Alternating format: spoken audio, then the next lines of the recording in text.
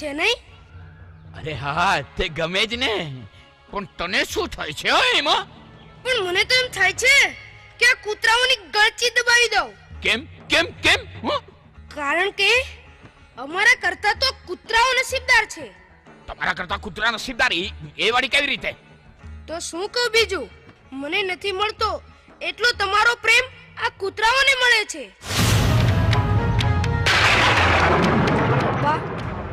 પપ્પા, અમે તમારા બાળકો આ કૂતરાથી પણ ગયા.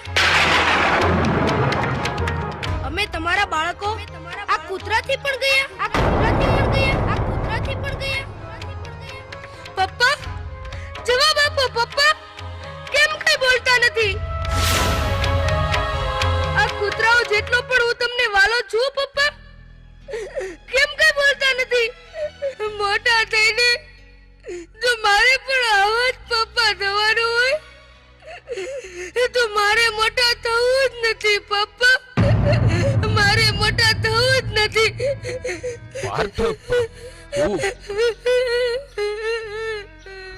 કેમ સનતભાઈ, હૈયામાં વાવાઝોડું કેમ ફૂંકાવા લાગ્યું? તમે કોણ? હું છું તમારી આજને આવતીકાલ સાથે જોડતો સેતુ.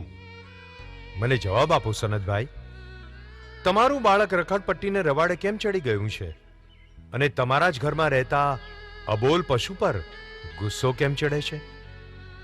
મને તો કાંઈ સમજાતું નથી. બાળકની સંવેદનશીલતાને જ્યાં ધક્કો પહોંચે છે ત્યાં તે જ ઘરમાં આવા જ પરિણામો જોવા મળે છે. સનતભાઈ, તમારા બાળક માટે તમે સમય નહીં કાઢો તો બીજું કોણ કાઢશે તે વિચાર કર્યો છે? બહુ વિચાર માંગી લે એવી વાત છે. હા, હસ તો વળી વિચારો. પાર્થ કૂતરાને ઘરમાંથી હાંકી કાઢવાની વાત કરે છે. શા માટે?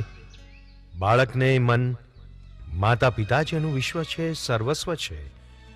જ્યારે એનું પોતાનું સર્વસ્વ છીનવાઈ જતું લાગે ત્યારે એનું મન બગાવત પોકારે છે. આજે તમારા અને બાળક વચ્ચે જે નાની ગેપ પડી છે ને, તે આગળ જતા ભારે ખમ ગેપ બની જશે. પછી એ માતા પિતાની એક કે વાત નહીં માને, નહીં સમજે. એવું ક્યારેય નહીં બની શકે.